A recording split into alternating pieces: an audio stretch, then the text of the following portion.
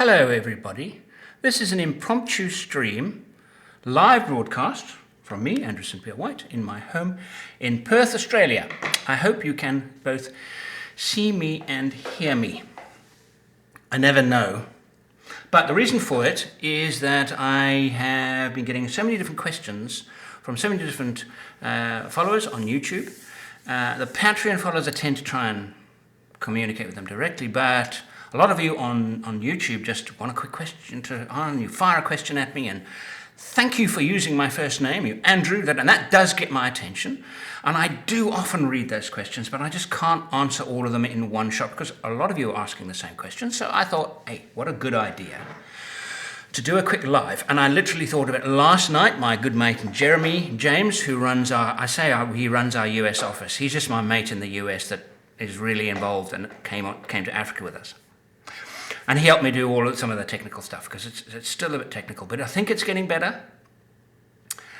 I've got a swirling ball of death. We've got NBN, which is the new high-speed, really great internet in Australia, and of course it's already about 5 years obsolete, but it is better than it was, so hopefully this is enough for a live feed. Okay. So I'm going to go with it anyway, hopefully that the feed will work.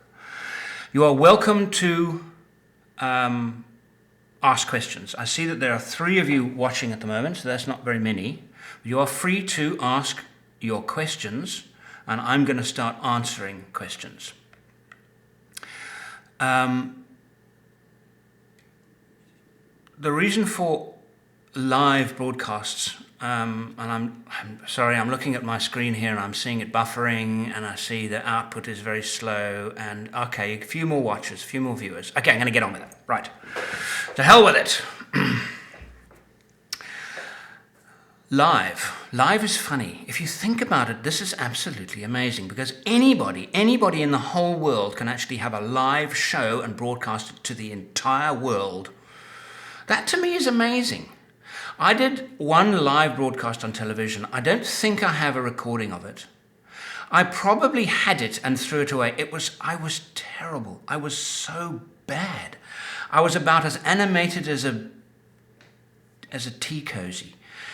I was just completely wooden. And I answered the questions, but again, one of the problems was the interviewer didn't communicate with me beforehand of the kind of questions she was going to ask, which she should have probably done.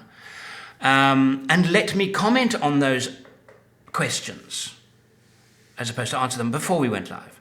So the questions were the old, prosaic, dull, everybody asks the same questions. They always ask, what do you take with you on a trip? Well, it depends if you've got, both your legs working. I mean, it depends on so many things that it was just a silly question. And the same thing happened on live radio, but I really enjoyed live radio. I did 4 with a radio station called 702. It's a talk radio station in Johannesburg. I did 4 live stints, and I loved them. And in fact, it was the same interviewer all 4 times. And I would have a go with him. I would have a go at him on, live. I'd say, why are you asking me such a stupid question? And we would have a bit of banter, and it was very, very good, and I enjoyed it enormously. It was very different from TV. I wasn't nervous, and I don't know, it just kind of worked. Here, of course, you can fire questions at me at will. And I have a few up there. From, thank you, terrific channel. Thank you, Christopher Hoffer, from the Minnesota. Loving this Africa series. Hey, Africa, I think I might even get 8 episodes out of the shows. I'm busy editing it now. And I'm really loving putting it together and just having such a nice time in the edit suite. For those of you who don't know about the Africa series, I just came back from a trip actually looking for wildlife encounters. We had some great ones, and it was just wonderful. As I said, the Patreons are getting that now. They've just got episodes 1, 2, and 3, and 4 goes out today, and the remainder of the episodes will go out next month in October. I will release episode 1 on YouTube, probably this week, but then the remainder will go up on YouTube in October in HT. Of course, the Patreon guys get it on 4K, but you probably already know that. All right. I'm going to start. Hello, chaotic. Nice surprise to see you tonight, Andrew. You must be in the United States if it's tonight, because the time now in Seattle is 6 p.m. New York is 9 p.m. Cape Town, sorry, not too many of you guys, you're asleep. I can't include everybody. Sorry, guys in South Africa, that's a pity. London, same thing. You're 2 p.m. Dubai, 5 a.m. And of course, here's 9 a.m. in the morning in Perth. Okay. Wisconsin, which is the middle, 8 p.m. Thank you. I'm going to answer some questions. I've had, surprisingly, I don't quite understand the motivation of the questions, but then that doesn't really matter. What chairs do I use? I wish I could pull one out now.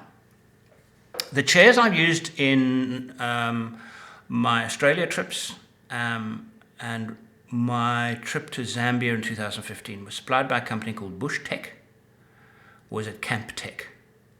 I don't know. It's a South African camping. It's not the canopy suppliers in South Africa, and I think they're Bush Tech.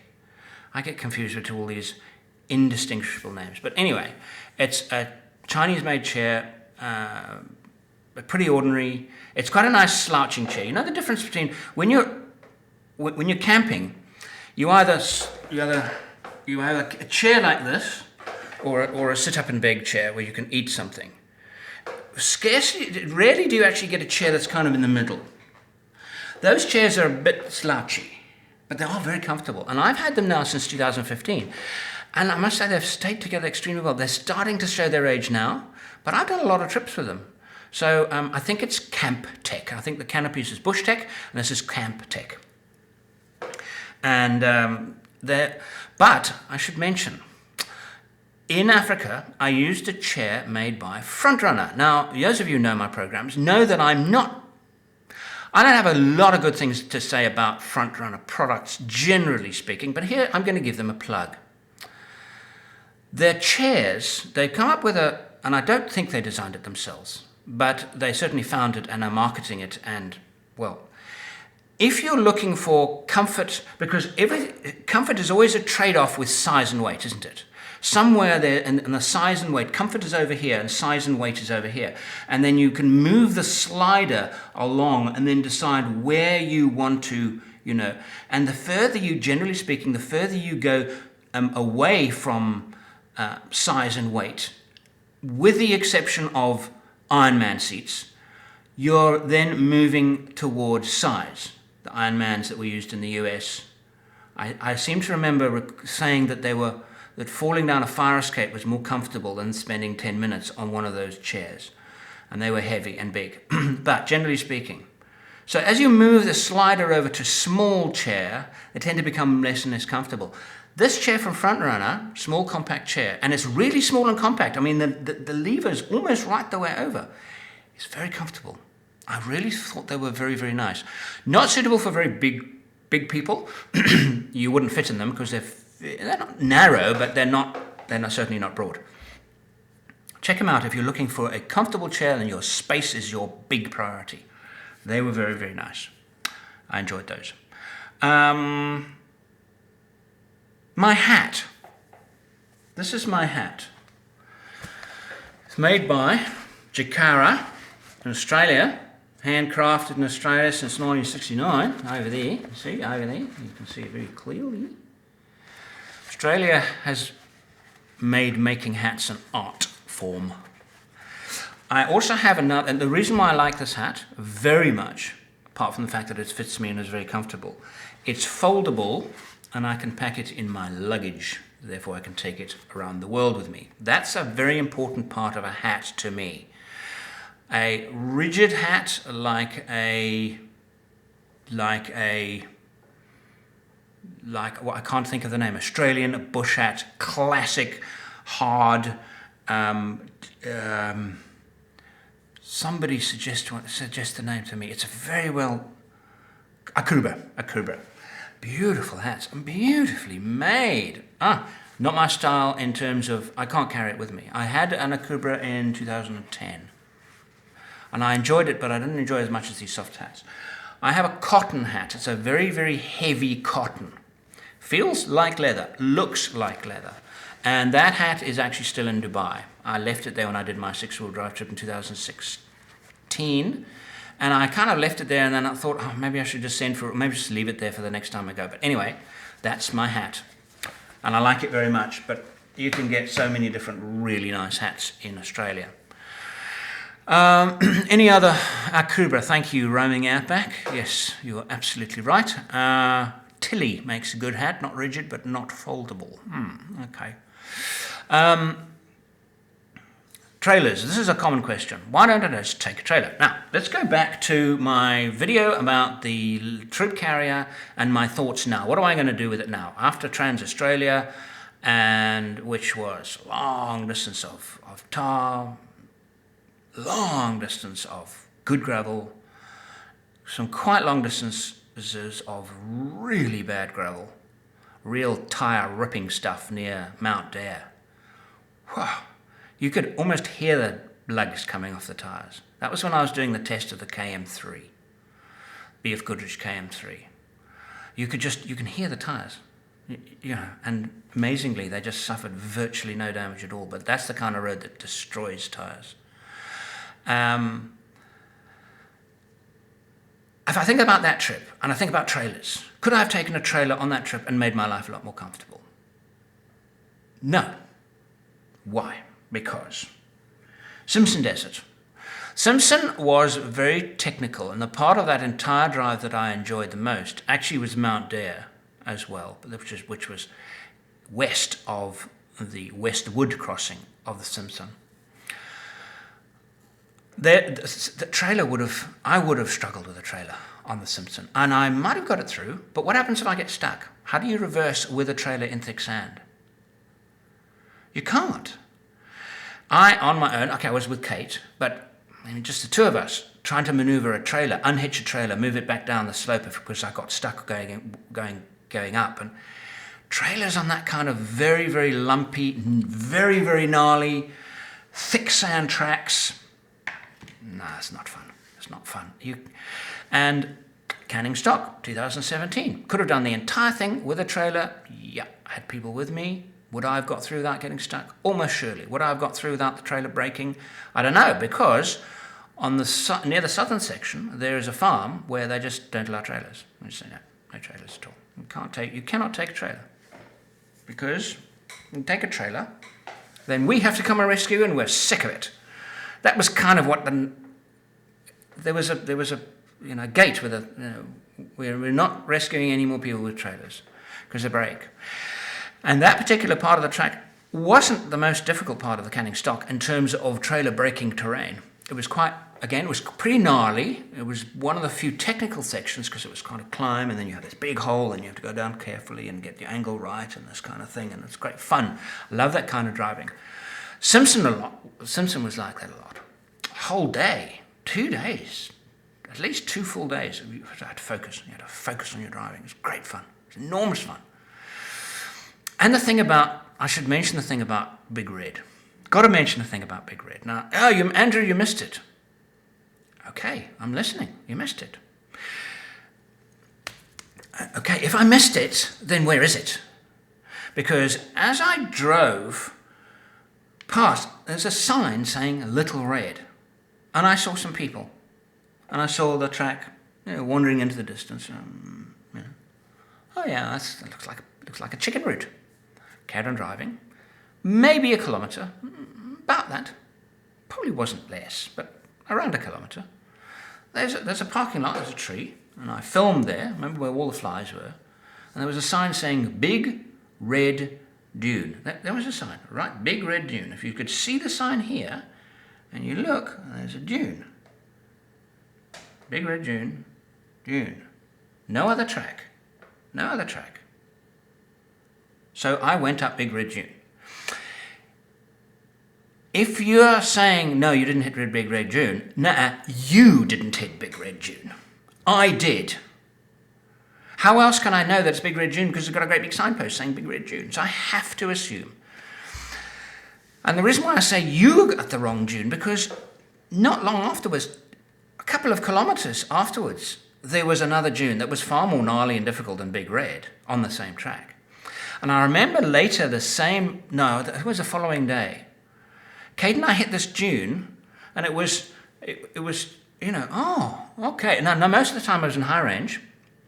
And most of the dunes I'd taken high second, and high second was fine, and occasionally just a little bit too lower gear for some of the dunes. Occasionally, but I would get over. I saw this dune, and that was one of probably 4 or 5 times on the entire trip where I said, no, low second's not good enough. Has to be high third. High third's like this magic gear ratio in that. It was also with previous vehicles, low third has also been my Defender 110. Low third was a wonderful gear ratio.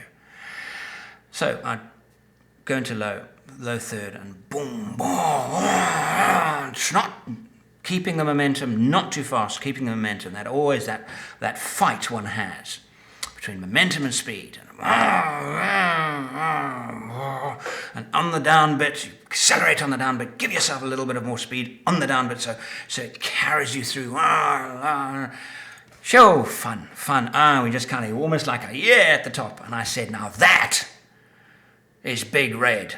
Trouble is, it was 2 days from anywhere. Big Red is not even by any remote standard the highest dune in Australia, and I think it's called the biggest or the tallest or whatever because maybe once it was, and that it's quite close to Birdsville, so Birdsville gets a lot of traffic because of it. Maybe, well, it is the route through the Simpson, so people crossing the Simpson, generally speaking, will cross and come via Birdsville. So maybe they just did it for publicity purposes. I can only assume that that is the case. So I did do Big Red. I did. Promise you, I did Big Red. You did something else. Or we did it so long ago that it's changed so much in the meantime that it's now no longer the challenge that it once was. Okay. Dogs or cats? I don't have so I like both. Channel change. Okay, the channel change. Thank you so much to all of you for answering that question. Just give me one moment. I need to just check something. What's next on the calendar? A couple of guys from the Patreons have responded to. Ever think about South America? Going to get to that? Going to get to South America. Okay. As a challenge change. Thank you, all of you, the Patreons and the YouTube followers, for responding. Huge response, fantastic response. Here are the results. It is pretty obvious that the YouTubers in general, 10 to 1, were saying keep it on the same channel. Patreons, however, were saying keep it, excuse me, I need my morning orange juice, keep it separate. And some of the comments attached to it were really interesting and very insightful. Thank you. What I've decided to do is this. I love teaching filmmaking photography, but it is not overland travel and expedition travel and adventure travel, but some of it is. So what I'm going to do is I'm going to keep the pure, this is how to do something shot, or this is how to light interview, or whatever. That pure photography filmmaking stuff I'll put in my separate channel. So you need to go out to my separate channel and subscribe and then press that little bell. That gives you notifications. That means you get notifications of every video I make on that channel as well. I will put the links below. If they're not there already, they might be, but they might not be. I'm not going to do it this very second, but go to my other channel and do that. However, if there is something that is photography and storytelling relative, that relates to one of my expeditions, I'll put it on 4xO, on this channel. And that, I think, is a compromise. And for you Patreons, I'll actually link you to both. I know for a fact that when I send out a video, most of you don't watch it straight away anyway. Some of you don't watch some videos at all. And you only watch the ones that you really, really love. Great. That's fantastic if you do that, because it means you're being discerning. It means that I'm not bothering you You can just see a link, oh, that looks interesting, click, oh, no, not for me. That's easy to do. So that's what I'll do.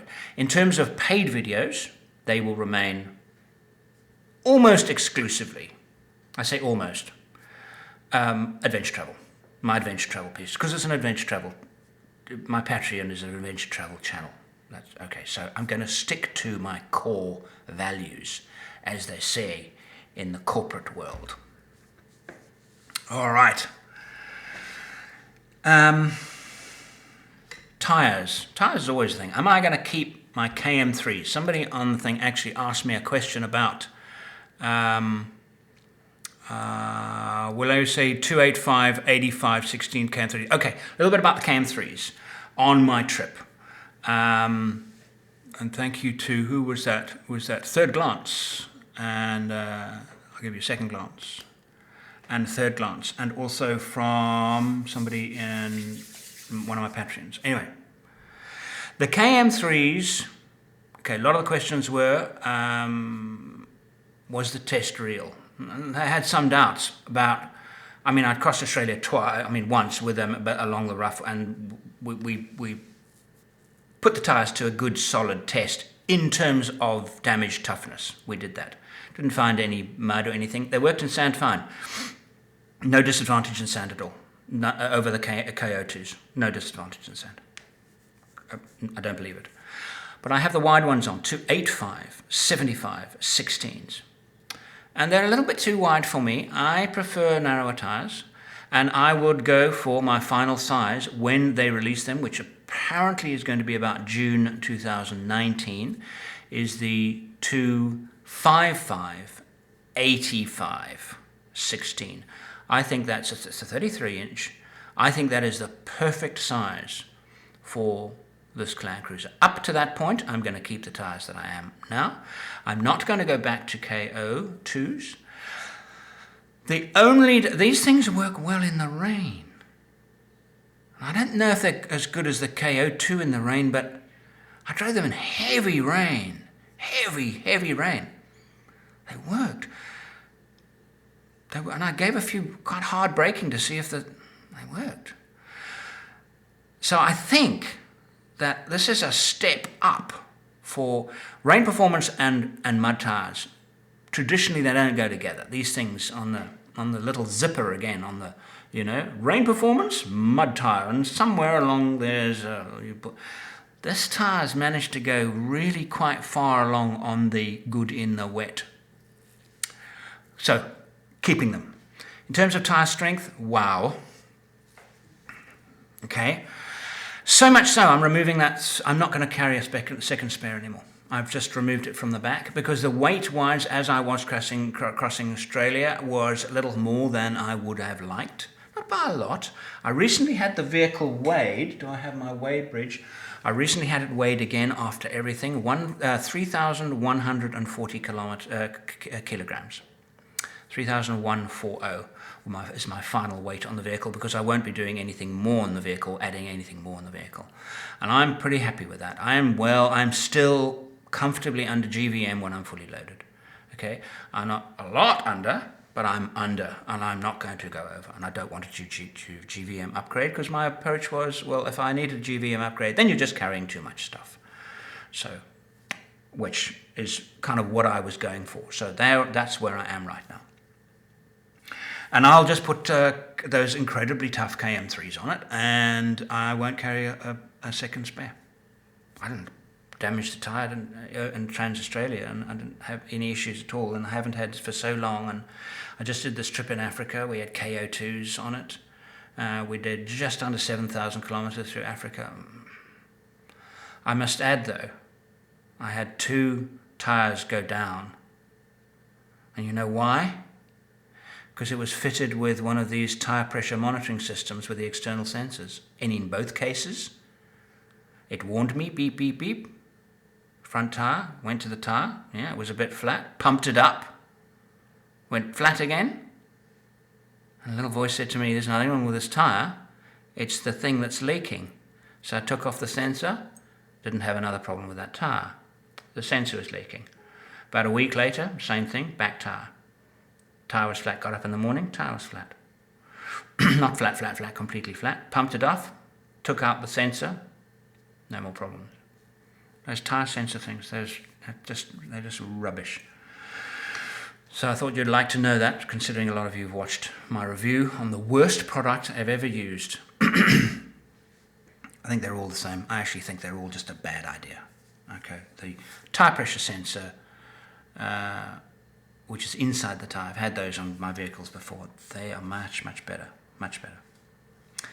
Somebody asked about the ladder. The ladder is made by Tracklander. They actually made it specially for me. They were very nice of them to make it for me. Any other questions here from, okay.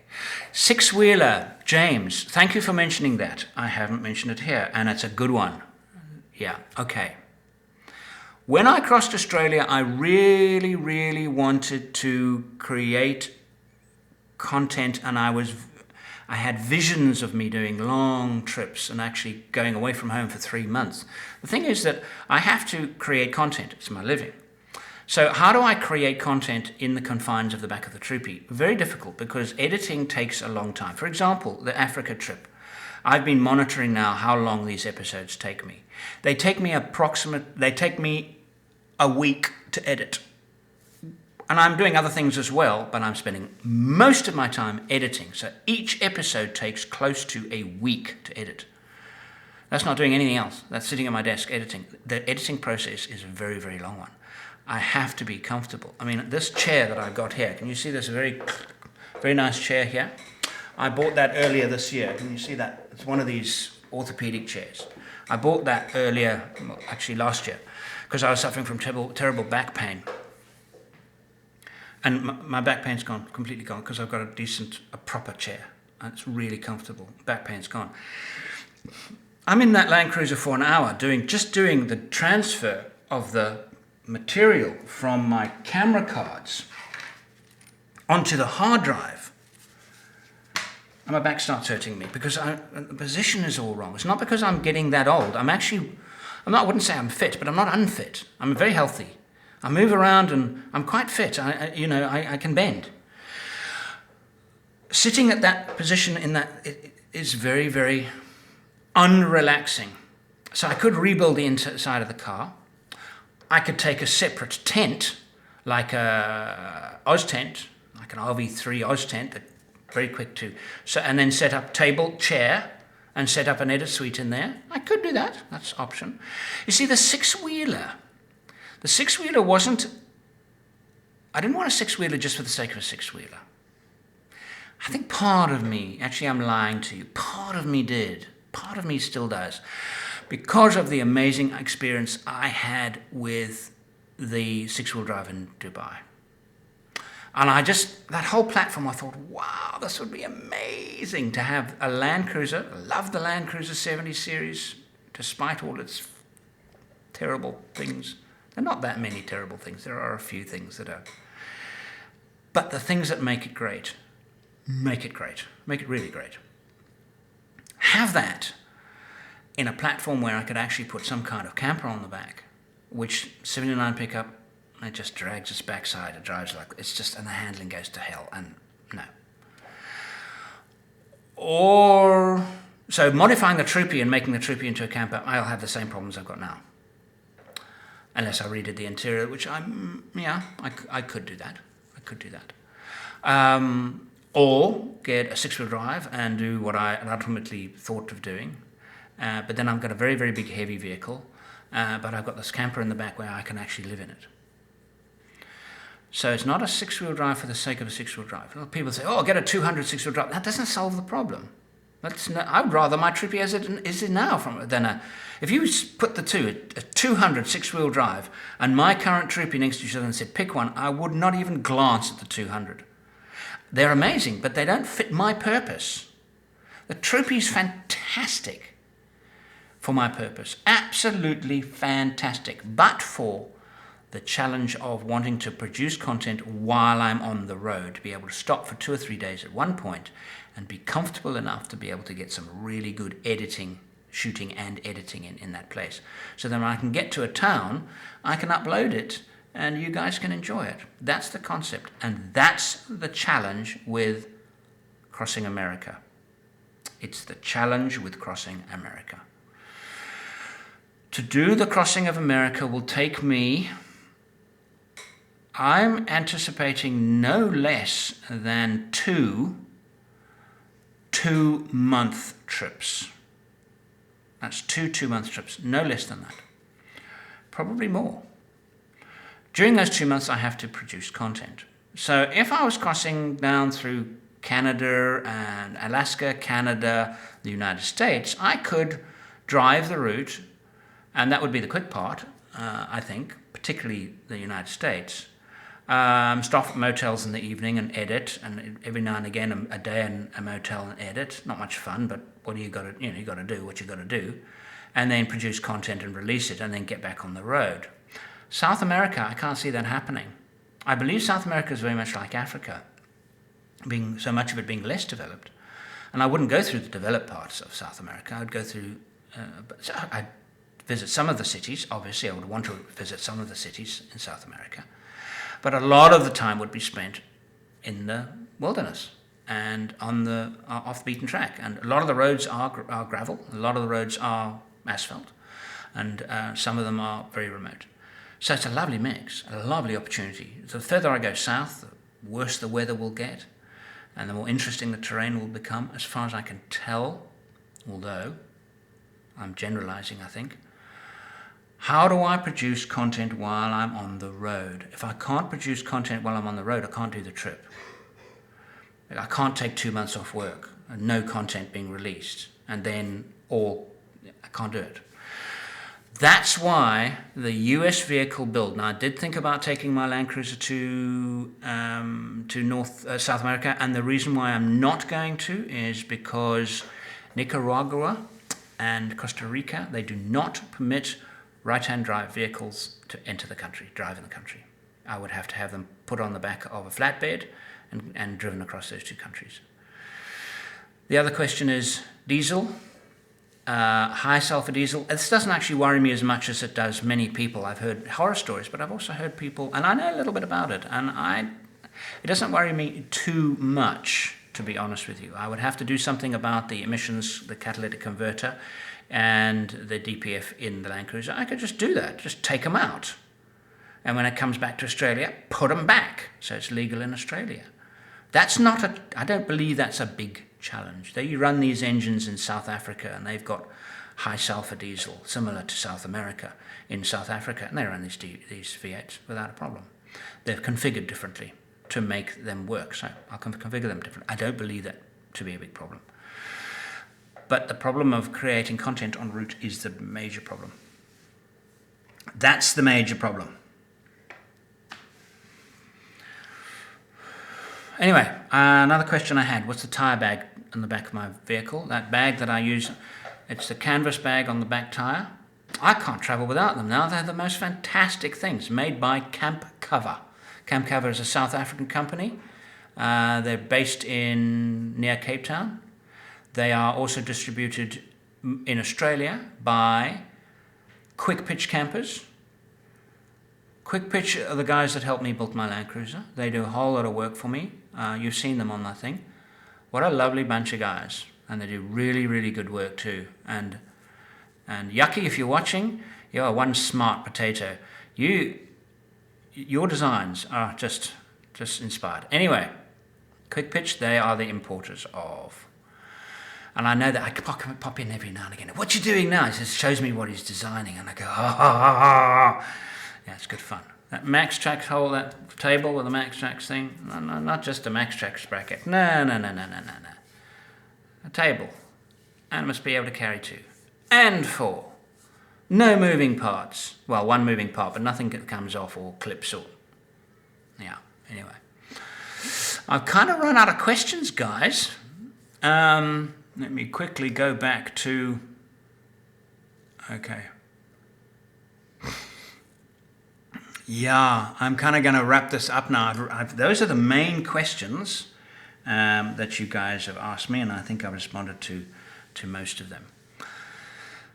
Last week on the video that I mentioned, that asked the questions about the channel changes and things like that, I also mentioned Kate's channel. She's She knows nothing about sailing. She's bought a boat, and I want to give her a plug again. She's just finished her second video. She's going to put it up next week. She showed it to me last night. It's fantastic. Fantastic. It's funny and it's fantastic. Okay, so I'm going to put her link is already down there in the description, so you must check out her channel. Size and weight constraints. So I'm going to next 5 minutes. How long have we been running so far? I should have a counter somewhere. It'll tell me how long I've been running. Okay, actually 30 minutes. Good. All right, I'll go as much as 40. All right. Still looking for a Ford F-150 diesel for North America. Yes, I'm actually traveling to the States this year, and I'm going to go and chat to the people that I've been chatting to a number of people about getting a collective project together to get me a vehicle, and then we'll build a camper. And that'll be the one that I will use in North America, ongoing, and the one that I will be using for Trans-America. And I like the idea of the diesel. And the question has again been posted, well, if you've got one of these modern diesels, you're going to have issues with low sulfur diesels. You have to get one of the older diesels. Again, a question that I have to have answered, which I will do. But diesel, it's all about range and payload. So if you have a range, if you have fuel consumption, and your vehicle can carry X weight, how much of that X weight am I transporting range, i.e. fuel, because fuel's heavy. So it's always a toss-up between how much range I need and how much weight I can carry, and how much weight of that weight that I can carry has to be fuel. It's always a balance. It's why the Trippy is so fantastic. At standard, 2 90-litre tanks are standard. 1,200 kilometers comfortably on between fill-ups. That's really nice for an overlander. And I would like the similar kind of thing in the vehicle in the US. I'd like about 750 miles between fill-ups. That's what I would like. That's what I will go for. So that's the challenge.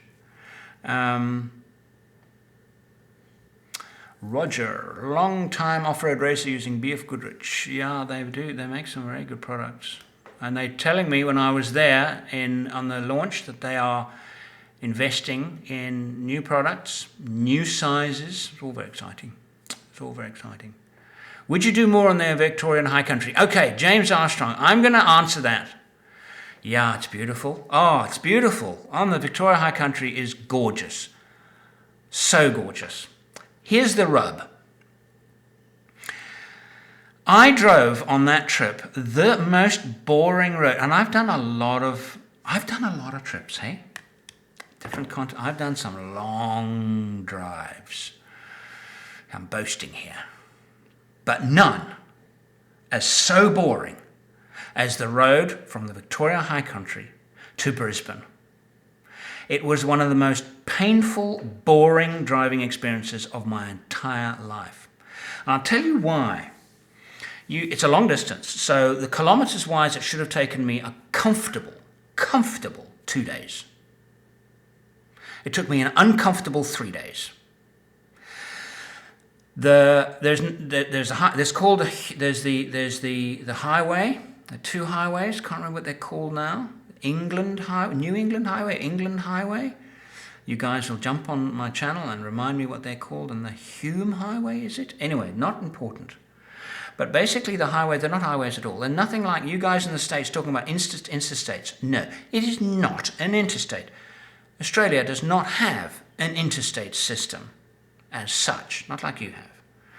These roads are double lane, single lane, mostly single lane, that run into towns and through the middle of towns and out and then through the middle of towns. So you're now sitting, so the speed limit is 100 kilometers an hour, down to 80, down to 80, 5 kilometers at least before the town, down to 60, down to 50 through the town, another 5 kilometers after you've passed through the town, back up to 80 and back up to 100, and then you hit roadworks, and then you slow down, and then you get past the roadworks, then you're back up to 100, then you've got another town. And this goes on for 3 full days. And the worst part about it is that the countryside doesn't change. That part of the North Victorian, New South Wales countryside, it's the same. It does not change.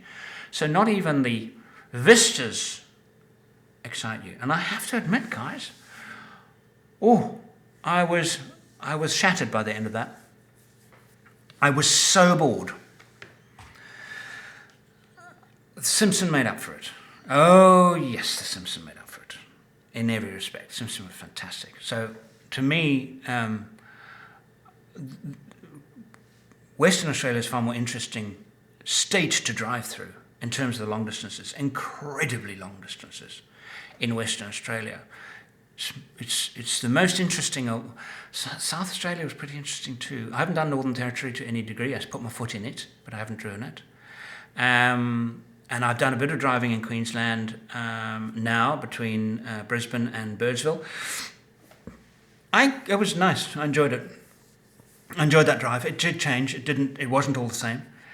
I know north of Brisbane up towards along the coast, pretty similar most of the way. But then coastal ranges are often like that. But of course, getting into the sea, it's fantastic. Just that piece in New South Wales, man. Anyway, so it made up for it. And I love the middle. I love the wilderness areas and the desert areas and the outback areas of Australia. I'm just an absolute thrill to drive through. I absolutely loved it. And I'm actually thinking now, what do I do next year? And I've got a couple of ideas. Are you coming to the States next year for any one of the expos? Now, in this year, May and November are the two Overland Expos. I assume those are the ones you're talking about. And I couldn't make them fit. They were just getting in the way of all my planning. At the moment, I actually dropped Overland Expo West in May, and then B.F. Goodrich said, well, we'd like you in Victorian High Country in April anyway. Everything fell into place. So I didn't go. Will I go next year? I don't know. I really don't know. I'll tell you why. I know the owners quite well, actually. We had lunch with them, the Hansons, about 2 weeks ago. We actually had lunch with them in Perth. It was very pleasant. But I don't believe they see me as a big attraction. One of the things that I tried to organise for 2018 and failed to organise was I said to them, I want a special spot. You got to make it worth my while coming all the way from Australia. 30 hours of abject torture. 60 hours. 30 hours one way of abject torture. Any airline people out there who know some people in marketing and airlines? You better get in touch right away. I need a sponsorship from an airline so I could at least just get a comfortable seats. I don't have the price of business class seats is just too high. We just don't work with those budgets. I'd rather spend the money on doing a shoot in some amazing place than throwing great lobs of money at business class seats. So I have to endure so much time being tortured. Then when I get to Overland Expo, I basically said to them, I want to do a show. I want you to give me 90 minutes and it must be at 7 o'clock in the evening at your theatre. And I'll do a presentation. Free to everybody. I'm not asking for payment. Make it worth my while. Because I'm a storyteller, entertainer, and broadcaster. That's what I do. So when you go to one of these stands and you have a stand at a expo, trade expo, what do? I just talk to people. I talk to fans, and it's very nice. And I actually really enjoy it. It's exhausting. But I do enjoy it. I get a kick out of it. And I did that 2017, and we saw so many people. I also did some teaching. I taught photography and things, which I won't do anymore for them. I won't offer my services up as a teacher anymore. It was good fun. I enjoyed doing it, but I won't do it anymore. But what I would do is if I had a small stand there to meet the fans, and I could showcase my work in a proper way. I did a similar thing in 2016, and I remember this was at the Mormon Lake venue for Overland Expo West in May. where we had the snow. Those of you who have seen the videos, where there's snow there. And it was 7 o'clock. Gwyn was with me, and we filled this. There was a kind of a very large cabin. It was like a big dining hall. And and it was basically 7 o'clock, come and meet Andrew. And I did a presentation. I did a 60-minute presentation and then a 30-minute Q&A. And the people started coming in, and it was pretty full. And by the time I started, it was full. Gwyn was sitting in the front. And there was a Frenchman master of ceremonies, and he came up and said, "Ladies and gentlemen, we are very pleased to present Andrew White." And I said to him, "You are the first person ever to pronounce my name correctly. Even I cannot do it that well." And they started whistling. The people started whistling. And Gwyn was in the front. She turned around. What the... She was completely stunned by the fact that I was being watched by, I was being cheered by these people. I'll do that again, because that would be worthwhile. By the time I'd finished my presentation, there was no standing room. They were sitting down the aisles. They were out the doors. Okay, so I don't know if you guys at Expo West are gonna watch this little video. You probably won't. Maybe you will. That's the incentive. I need an incentive to come. I need to make it worth my while, because of the fact that it's in May. It's in prime travel season for me. That's when it's a fantastic time to travel in Africa and the US and Australia. May's a perfect time to go traveling and go shooting. If I'm going to give that up, go all the way to the States, which I want to do anyway every year, go to the States. And I do it every year, go to the States. But if I'm going to actually put it over the May date, then you have to make it worth my while. Otherwise, I don't know. I'd still like to go to Expo East. I haven't been there. I would like to Expo East. And to wrap up this year, what I'm probably going to be doing this year is visiting SEMA Las Vegas, the big motoring show in SEMA Las Vegas. I've got my media accreditation. I will go and see my friends, BFG. They are always a very big presence there. It would be an obvious place for them to talk to their customers. Because actually it's not a public show, it's a trade show. The public are not allowed. It's for trade people. That's why I like the idea of being there. And that's what I'm hoping to do in November this year.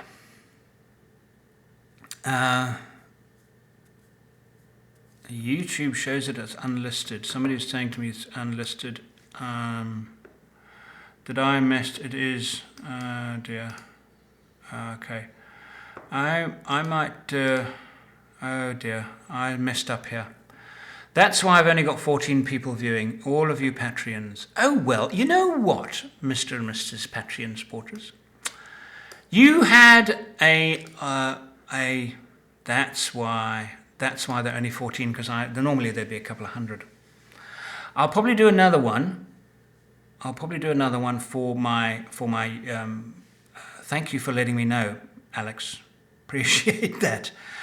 There are so many things to click to get a live stream going. So this was a unique. So I'll actually change the title. Exclusive to Patreon. Even though I didn't know it. Welcome. And thank you for your questions. I hope stop laughing. Yeah, it is funny. It is funny, but you're not allowed to laugh. If it had been exclusive to you, I would have turned off the monetization button, which I normally do. So you Patreons, so I'm not just talking to Patreons now. That's cool. So I turn off monetization for the stuff for you guys, but I didn't this time because I thought, fool. Anyway, I'm going to go and have some breakfast. It's almost 50 minutes. I'll do another broadcast live to my to YouTube followers. Stop sniggering, Alex. Guys, I'm going now. Have a lovely weekend and enjoy Africa. It's episode 4 coming up. Probably by the end of the weekend. I finished editing, but I still need to upload it to Vimeo. Gwyn says episode 4 is definitely the best so far. Enjoy it. Bye for now.